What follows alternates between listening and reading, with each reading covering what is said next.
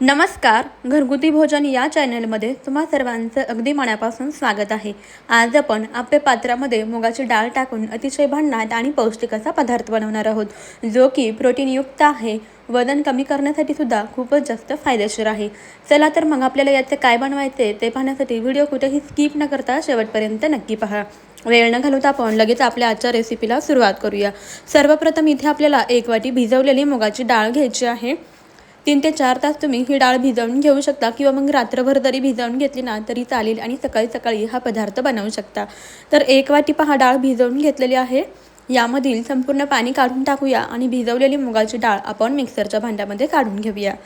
संपूर्ण डाळ मिक्सरच्या भांड्यामध्ये काढली. आता यामध्ये आपल्याला अर्धा इंच आलं घालायचं आहे.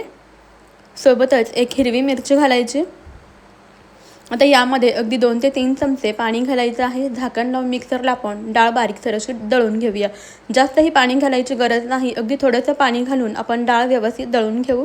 पहा अशा स्वरूपाची आपण ही डाळ मिक्सरला बारीकसर अशी वाटून घेतलेली आहे. याची कन्सिस्टन्सी तुम्ही पाहू शकता या स्वरूपाची आहे. डाळ भिजवल्यामुळे आपल्याला यामध्ये जास्त पाणी घालायची गरज पडत नाही. अगदी 2 ते 3 चमचे पाणी वापरून ही डाळ दळून घ्यायची. आता लगेचच वाटलेली डाळ आपण एका मिक्सिंग बाउलमध्ये काढून घेऊया. यामध्ये थोडीशी हळद घालायची आहे. सोबतच चवीनुसार मीठ घालून छान व्यवस्थित एकजीव असं मिक्स करून घेऊया. सर्व साहित्य छान व्यवस्थित मिक्स करून घ्यायचं आहे. हे डाळीचं वाटलेलं पीठ आपल्याला छान असं फेटून घ्यायचं आहे. यामुळे आपला पदार्थ खूप छान हलका फुलका असा होतो. आता यामध्ये काही बारीक चिरलेल्या भाज्या घालूया. जसे की यामध्ये मी घालते बारीक चिरलेला कांदा, टोमॅटो आणि भरपूर अशी कोथिंबीर. यामध्ये तुम्ही तुमच्या आवडीप्रमाणे वेगवेगळ्या प्रकारच्या भाज्या घालू शकता. जसे की बीट असेल, गाजर असेल, कोबी असेल, ज्या काही भाज्या तुम्हाला आवडतात त्या भाज्यांचा वापर तुम्ही यामध्ये करू शकता, जेणेकरून आपला पदार्थ अधिकच पौष्टिक बनेल. भाज्या घालून आपण छान व्यवस्थित असं मिक्स करून घेतलेलं आहे. पहा अशा स्वरूपाचं आपलं हे मिश्रण तयार झालेलं आहे. आता आपल्याला यामध्ये घालायचं आहे सर्वात शेवटी अगदी चिमूटभर खायचा सोडा. जर तुम्हाला सोडा घालायचा नसेल तर सोडा स्किप केला ना तरीसुद्धा चालेल. सोडा घालून छान व्यवस्थित असं मिक्स करून घ्यायचं आहे, एकजीव करून घ्यायचं आहे. अशा स्वरूपाचं आपल्या मुगाच्या डाळीचं हे मिश्रण तयार झालेलं आहे. आता लगेचच गॅसवरती आपे पॅन ठेवूया. आपे पॅन गरम झाला की याच्या सर्व साचांमध्ये आपल्याला तेल घालायचं आहे. तेलाच्या ऐवजी इथे तुम्ही तुपाचा वापर करू शकता किंवा बटर वापरले ना तरीसुद्धा चालेल. सर्व साचांमध्ये आपण थोडं थोडं तेल टाकून घेऊया. गॅस आपल्याला अगदी मध्यम ते बारीकच ठेवायचा आहे. पहा इथे आपण सर्व साचांमध्ये तेल घातलेलं आहे. आता आपले पॅन आपल्याला थोडासा असं हलवून घ्यायचा, म्हणजे सर्व साच्याला तेल व्यवस्थित असं लागलं जातं. आता लगेचच तयार केलेलं आपल्या मुगाच्या डाळीचं मिश्रण आपण या साच्यांमध्ये भरून घेऊया, आपल्या पात्रामध्ये भरून घेऊया. तर पहा मिश्रण भरताना कडेने भरायला सुरुवात करायची आहे आणि सर्वात शेवटी मध्यभागी घालायचे. मध्यभागी काय होतं ना, गॅसची हीट भरपूर असते, त्यामुळे मधले आपे पटकन भाजले जातात. त्यामुळे आपण सर्वात शेवटी मध्यभागी घालूया. तर मंडळी, तुम्हाला एक निवेदन आहे की तुम्ही आपला आत्ता हा व्हिडिओ कोणत्या शहरातून किंवा मग कोणत्या गावातून पाहत आहात ते मला कमेंटमध्ये नक्की कळवा. म्हणजे मलासुद्धा समजेल की आपल्या घरगुती भोजनच्या युनिक आणि पौष्टिक अशा रेसिपीज कुठपर्यंत पोहोचतात. सोबतच व्हिडिओच्या शेवटी मला तुमचे आभार नक्कीच मानता येतील. पहा इथे आपण सर्व साच्यांमध्ये हे मुगाच्या डाळीचं मिश्रण भरून घेतलेलं आहे. आता आपल्याला गॅस मध्यम ते बारीकच ठेवायचं आहे. यावरती आपण झाकण ठेवूया आणि बारीक गॅसवरती हे आपे छान असे भाजून घेऊया. एक 4 ते 5 मिनिटानंतर आपण यावरचं झाकण काढूया. तुम्ही ते पाहू शकता आपे अगदी मस्त टम्म असे फुगलेले आहेत. एक बाजू छान अशी भाजली गेलेली आहे. आता वरच्या बाजूने थोडंसं तेल सोडून घेऊया आणि आपण हे आपे पलटी करून घेऊया. तर इथे तुम्ही पाहू शकता की आपे खालच्या बाजूने अगदी मस्त खमंग असे भाजले गेलेले आहेत.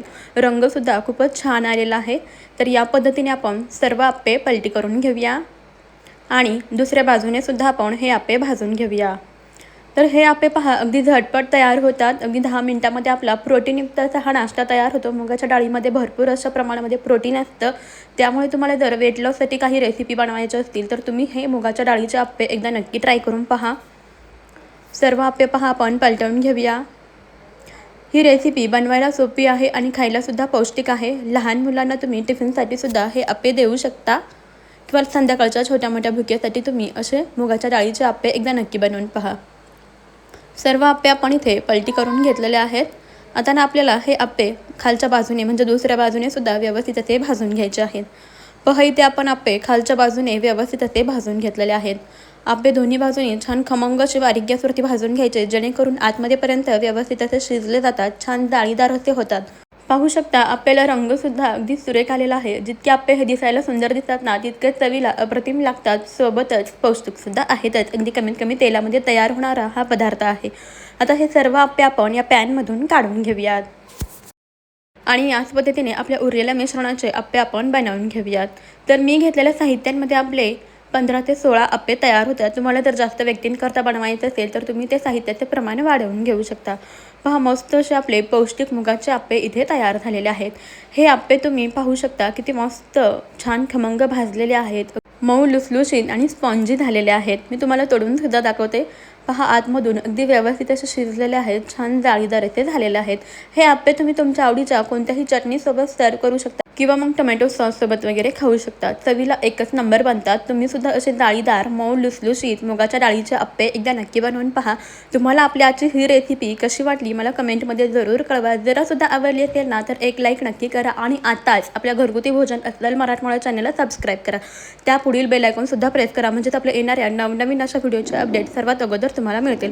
चला मंडळी आपण भेटूया आपल्या नवीन रेसिपीमध्ये. तोपर्यंत खात राहा, मस्त राहा आणि सर्वात महत्त्वाचं म्हणजे हेल्दी राहा.